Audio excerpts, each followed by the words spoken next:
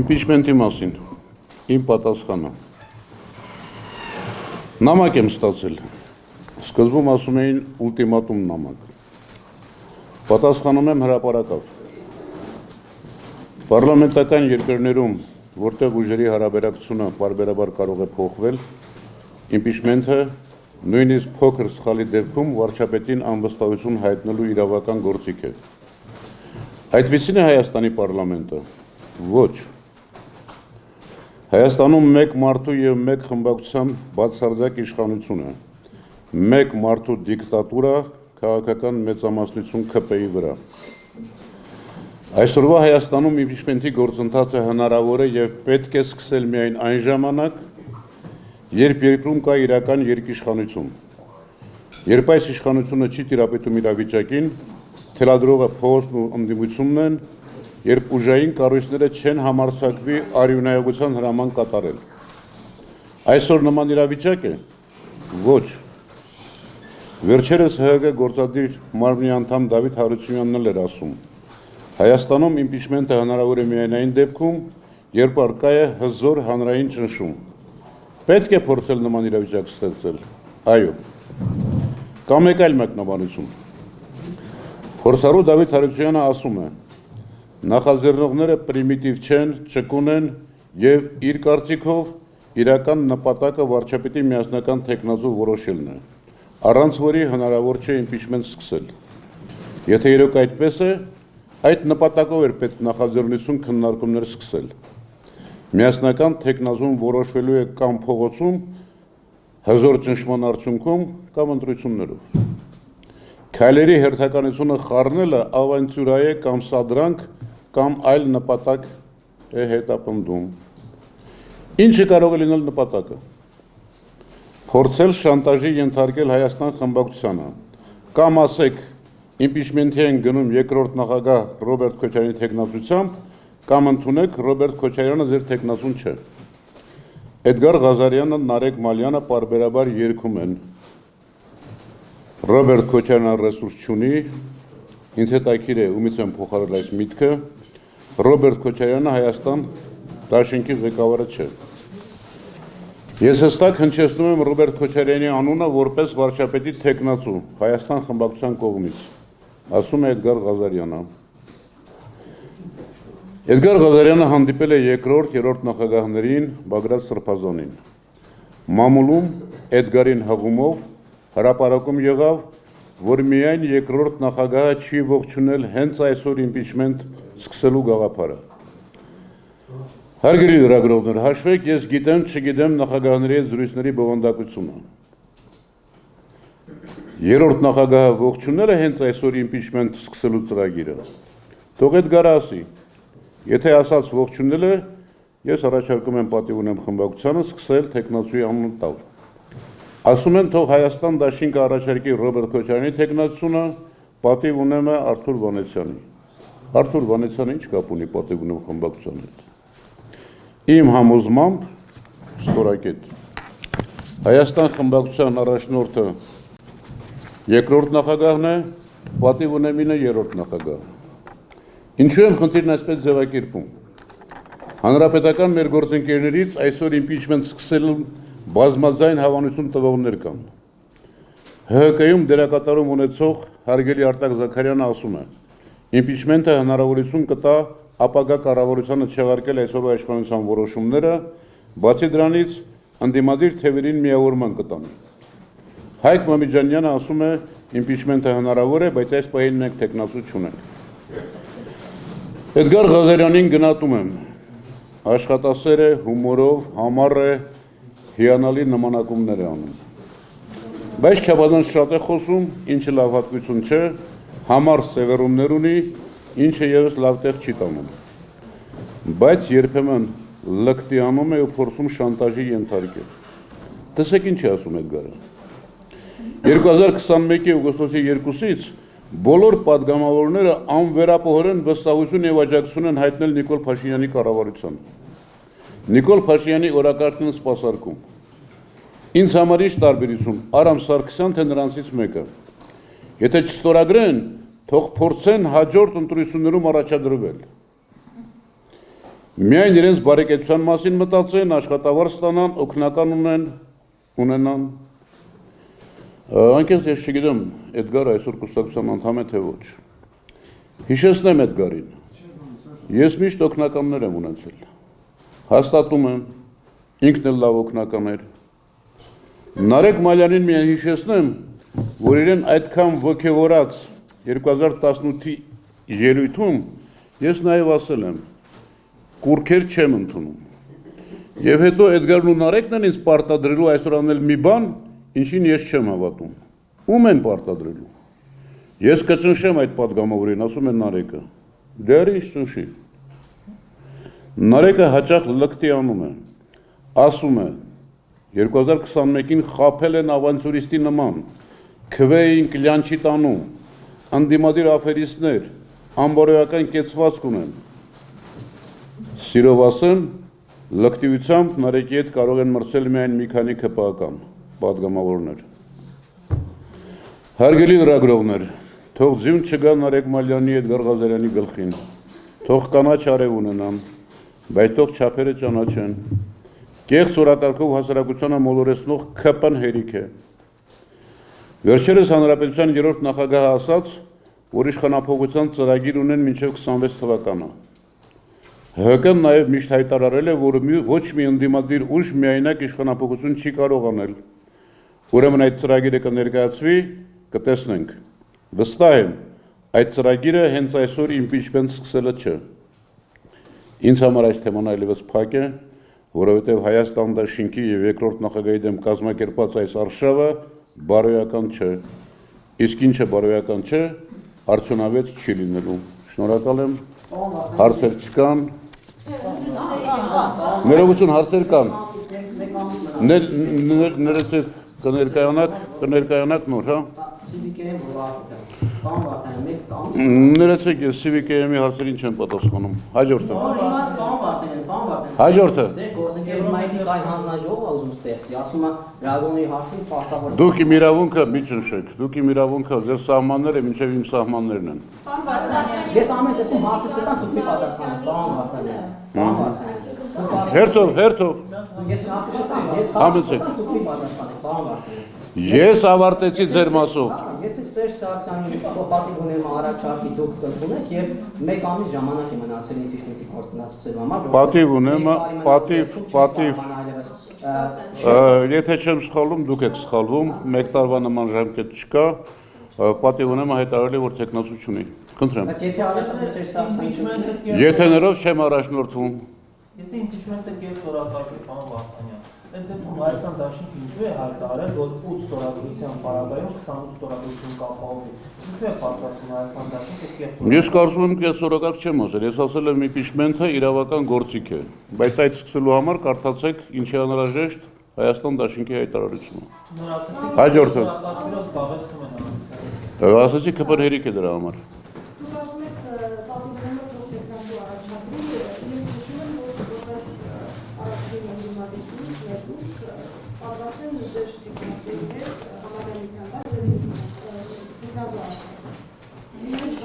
Ավելին ասեմ, կարծեմ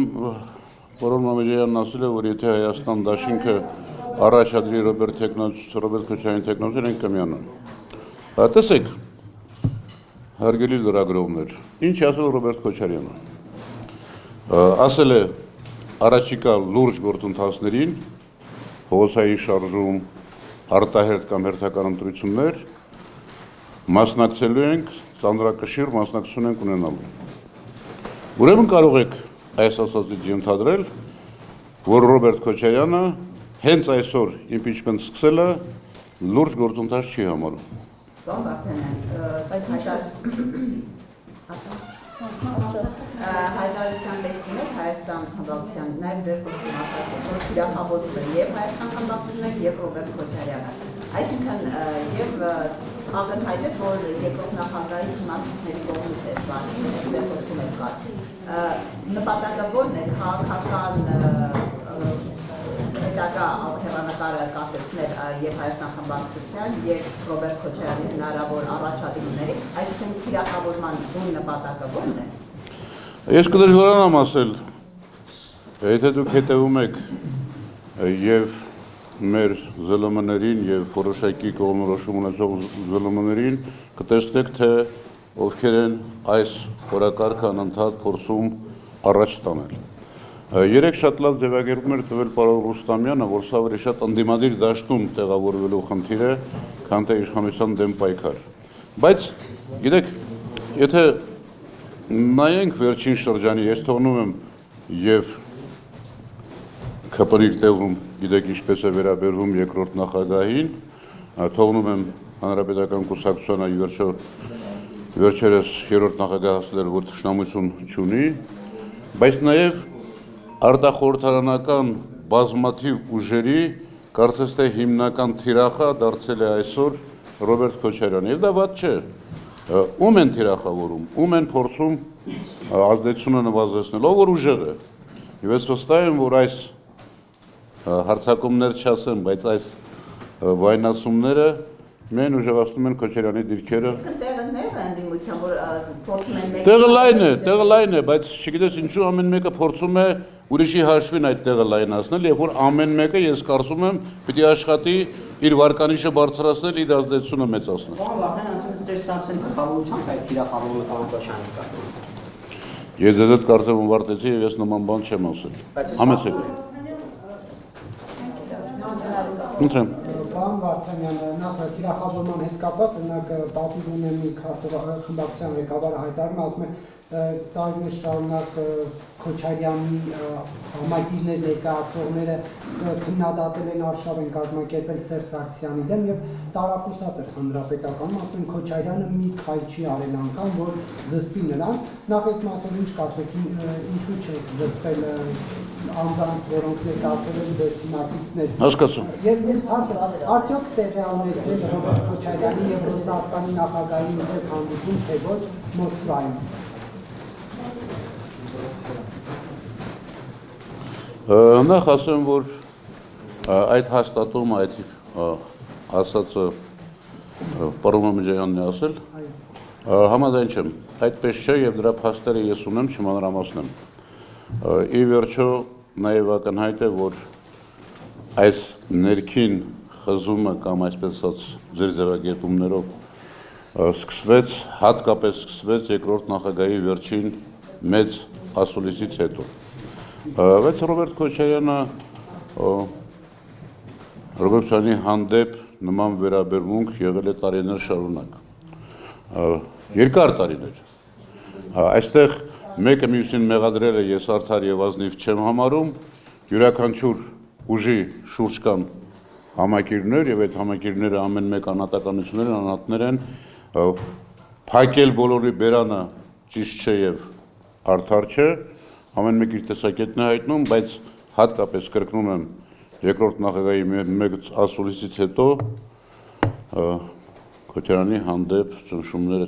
չասեմ, Քոչարյանին դժվար է ճնշելը, չափից ավելի մեծացել են։ Եվ եթե որևէ մեկը փորձի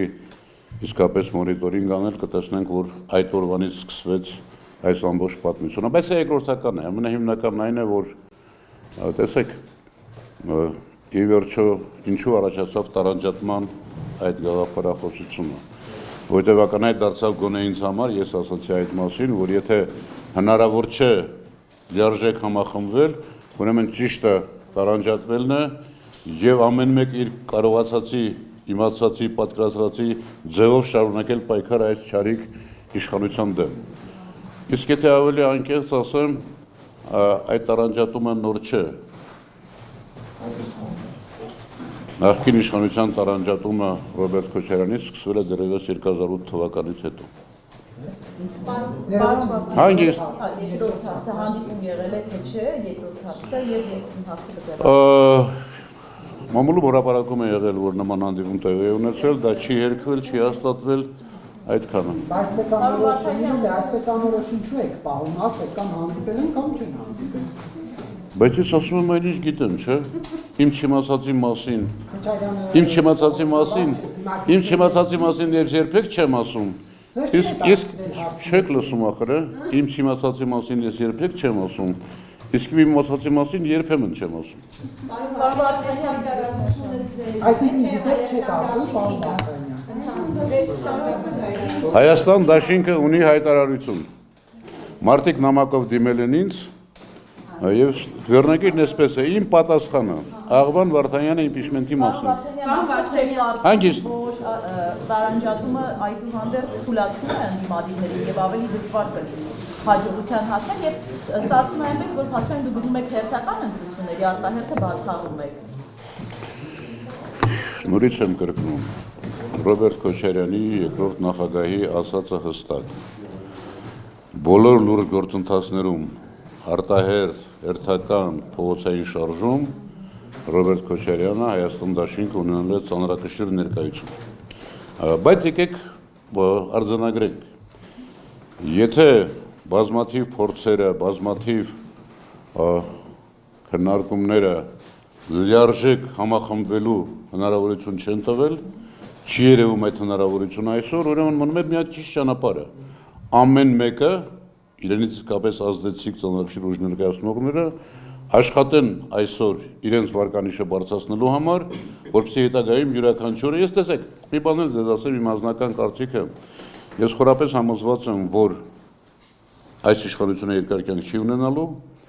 եւ հաջորդ իշխանությունը չի լինելու միաբևեռ, այնպես որ յուրաքանչյուրը աշխատելու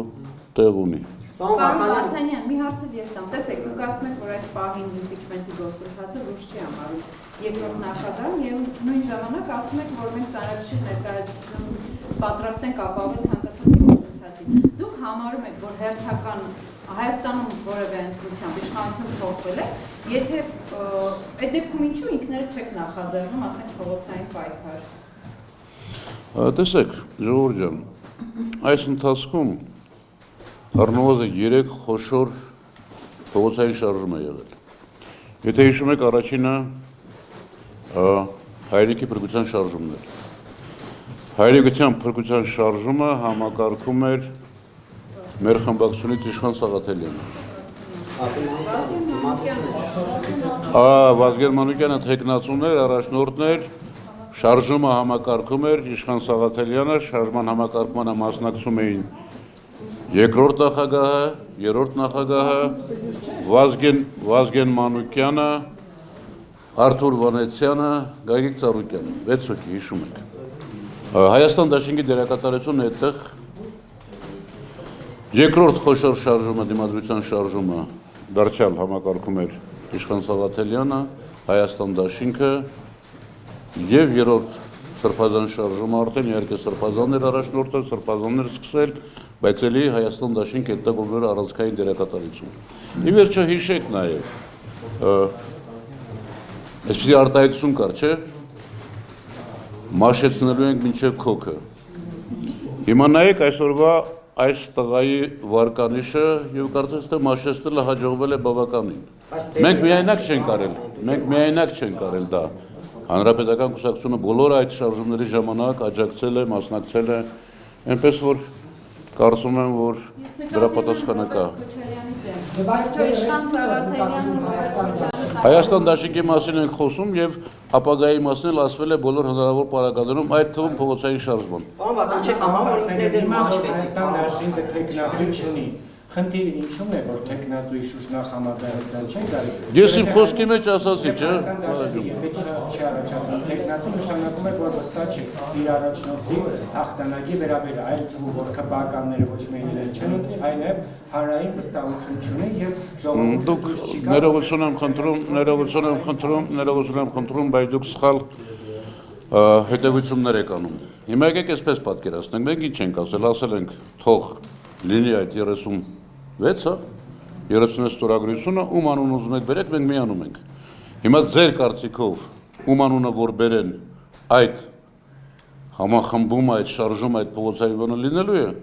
Նորից եմ ասում, մեր հայտարարության ես ավելացնելու բան չունեմ։ Իսկ ինչու չի լինի այդ համախմբումը։ Բա պատրաստական որ այդ ժողովուրդը չի ուզում ոչ Ռոբերտ Քոչարյանին, ոչ Սերսարցյանին, ոչ նրանց հետ փոխկապակցված որևէ մեկին։ Այս 7 տարի Տեսեք, ես մի սարսափելի բան եմ նկատում, էլի։ Հիմա ով է այսօր խոսում ժողովրդի անունից, եւ միշտ է խոսել ժողովրդի անունից։ Նիկոլ Փաշինյանը, այսօր ժողովրդի անունից խոսում են Էդգարն ու Նարեկ Մալյանը, հիմա էլ դուք եք խոսում ժողովրդի անունից։ Ես ուղղակի տանել չեմ կարողանում այն մարդկանց, ովքեր խոսում են ամբողջ ժողովրդի անունից։ Դա իլյուզիա է, ֆիկցիա է, ձեր փոքր որ կիսադարակ հրապարակները ոչ ընդդիմության հրավիրած հավաքներին եղել է ավելի շատ մարդ, քան Նիկոլ Փաշինյանի հանրահավաքներին։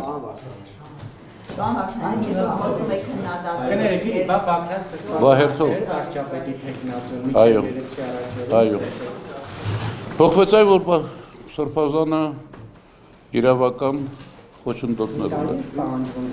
Չէ, դա շատ վաղուց էր։ Այսինքն երբ որ հանրությանը ասում էր, որ Բագրատ Սրբազանն է վարչապետի թեկնածու, ըստ էության գիտենալով որ կա իրավական խնդիր, միևնույն է հանրությանը դա էր մատուցվում։ Գիտեք, ի վերջո հանրության մեծամասնությունն է որոշում։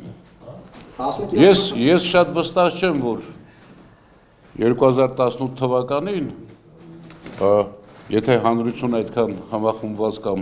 խաբված չլիներ, Նիկոլ Փաշինյանը կարող էր դառնալ վարչապետ։ Այդ մասին չխոսենք հազար ուրիշ։ Բայց ինչու եք բոլորդ միասին խոսում։ Համեցեք։ Կարծում որ իմպիչմենտի համար չի կա բավարար նախադրյալներ։ Օրինակ մայիսի 9-ին մենք տեսանք լեցում հրապարակ, հանրապետության հրապարակը ամբողջովին լիվ է։ Ի՞նչն է խանգարում այդ մասային դեպքին հավաքել։ Դե հիմա դա ասացի։ 3 խոշոր շարժումներ են եղել, այդ 3 խոշոր շարժումների մեջ ամենամեծ դերակատարություն ունեցել է Հայաստան դաշինքը։ Հիմա մեզ ասել են, որ կա ծրագիր մինչև 26 թվական, այդ ծրագիրը կլինի, կքննարկենք եւ կմասնակցենք։ Ով է ասում հիմքեր չկա։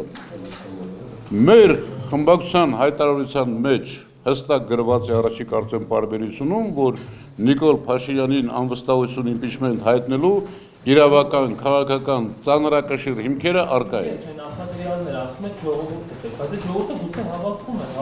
սպասում է ձեր պատասխանին, որ հրապարակում ու պարտաններին ճնշի։ Դե դրա համար էլ ասում ենք, երբ որ կլինի 36 ստորագրություն, մենք մեր ստորագրությունները կմիացնենք, կդառնա 36 ստորագրություն եւ կտեսնենք։ Ինչու եք սպասում, որ դա Ղազարյանն ու Նարեկ Մալյանը գուցե Հայաստան դաշինքը դա անի, ջան գործադրիկ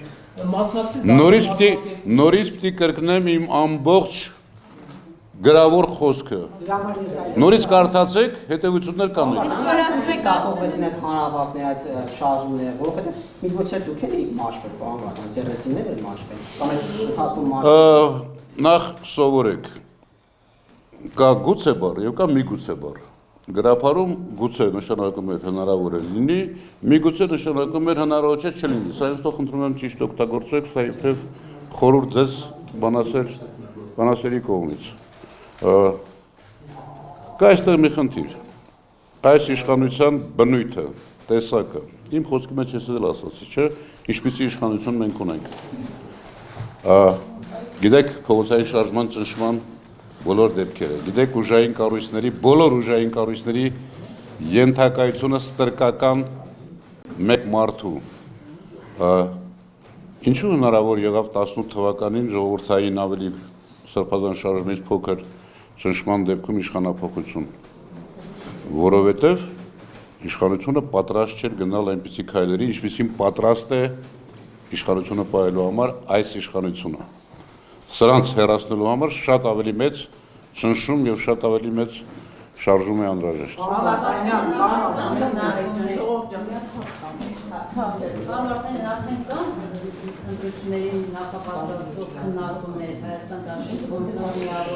Ոչ, այսօր հերթական ընտրությունների մասին որևէ խոսք չկա, արտահերթ ընտրություններ կլինեն թե չէ շատ բարդ է ասելը, բայց այսօր մեր ամբողջ աշխատանքը 3 տարբերակներին պատրաստվելն է եւ մենք փորձում ենք դա անել։ Իսկ որ ասում եք ծրագրի մասին են խոսել կներեք, նկատի ունեք Սերժ Սարգսյանի հայտարարությունը։ Ես բառացի ասացի, երրորդ նախագահը վերջերս ասել է, որ մինչև 26 թվականը ծրագիր կա։ Արդեն տեխնիկական հարց է դա, մենք պատմում ենք այդ ընդհանուր քննարկումներում, այս մասին խոսում ենք, թե միայն հանրային։ Մենք ընկերներ ենք, մենք շատ ջերմ հանդիպում ենք, կարծեմ կարդացել եք Պարոն Աշոտյանի վերջին հանդիպումը, որի ես պարբերաբար այցելում եմ նրան զրուցում Այս ենք։ թեման ինչու իրար չեք քննարկում, բանթան։ Իսկ ինչ գիտեք, որ չենք քննարկում։ Ձեր ներկայությամբ չենք քննարկում։ Պարոն Մարտին, մի հատ դերակնությունից։ Վարչապետի տեխնացուի մասին եկուտ եք հանդիպում խոսքը։ Դուք նորից չեք լսել իմ խոսքը։ Երբ որ ես ասում եմ, դուք չեք լսում իմ խոսքը։ Ես հատուկ պատրաստվել եմ, 2 օր աշխատել եմ ձեր համար, որ լսեք, չեք լսում։ Ես ասում եմ, եթե նպատակը միասնական տեխնացու առաջադրելն է, ուրեմն տեղից սկսել, այդ քննարկումները սկսել։ Առաջարկում պատիվ ունենա։ Պատրաստ եք հանդիպել։ Եթե պատիվորում ես առաջարկի միասնական տեխնացուի հարց քննարկել, ոչ թե ձեր բերանով։ Մամիջանում երեք ասում։ Ցանկացածի տեխնացուից հարցը առաջադրել անգամ եթե Հայաստան խմբակցությունը Հայաստան խմբակցությունը կմիանա ցանկացած տեխնացուի առաջադրման դեպքում։ Այդ Նիկոլ Փաշինյանի։ Եթե դուք ուզում եք, Իսկ դիտարկում է դաշնակցությունը բան վախտել։ Ինչպես? Հայաստան դաշինքի ստացվող դաշնակցությունը դիտարկում է այլ տարբերակով, օրինակ ուժի կիրառմամբ իշխանապողությունը, այդ դաշնակցությանը բնորոշ այդ գործիքակազմը օգտագործել հնարավոր է դա թե։ Դաշնակցությանը վերաբերող հարցերին տվեք դաշնակցականներին, ինձ մի տվեք։ Դուք իրենց մեղադրում եք հեչ պարոն Վարդանյան, որ 2018-ին իրենք կողմ քվեարկեցին Նիկոլ Փաշինյանին։ Ես մեղադրում եմ ձեզ, որ 18 թվականին ինչ չլսեցիք։ Բայց ձեզ նախ չլսեց ձեր 120-ամյա կուսակցությունը։ Ես ինչ եմ ասել 18 թվականին։ Ասել եմ, որ սա ողբերգական հետևանքներ է ունենալու իմ ժողովրդի, հրապարակի երիտասարդության, Արցախի իմ պետականության համար։ Նա մեղադրում եք դաշ։ Դուք չեք ձեզ եմ մեղադրում։ Որ այդ ողբերգությունը չկանխեց, կա այլ ավելի կողմ։ Ես դատավոր չեմ։ Ես անհատականություն եմ, ես իմ տեսակետը ասել եմ եւ դուք ինձ չեք լսել,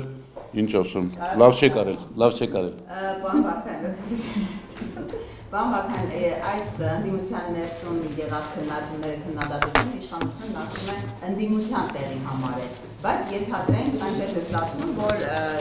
երկրորդ նախագահը իշխանություն է ստանում եւ քննադատության այս ամբողջ տանիքավոր երկրորդ նախագահի կանցերությունը քաղաքական ախտարեզից մղելն է, իշխանություն է դառնում։ Այդ դեպքում հանրապետականը Սերժ Սարգսյանը ինչ մտահոգություն ունի, եթե Քոչարյանը դառնա իշխանություն։ Ես ասացի իմ տեսակետը, իմ անձնական տեսակետը, որ հաջորդ իշխանությունը ԿՊ-ի չարիքից հետո միաբևեռ իշխանություն չի լինելու։ Բայց մտահոգություն ունի հանրապետականը, որ երկրորդ նախագահը կարող է դառնալ։ Դաշնակցությանը վերաբերող հարցերը տվեք դաշնակցականներին, հանրապետականին վերաբերող հարցերը Բայց հանրապետականներին։ Ռոբերտ Քոչարյանը որ գա իշխանություն առաջինը Սերժ Սարգսյանից ձեզ վրեժ կլուծի, թե Նիկոլ Փաշինյանից պարոն Վարդանյան։ Դուք Ռոբերտ Քոչարյանին չեք ճանաչում եւ Դուք ճանաչում անիմաստ եզրակացություններ եք անում։ Որևէ մեկից վրեժ լուծելու խնդիր չկա։ Հայաստանը վերականգնելու խնդիր կա։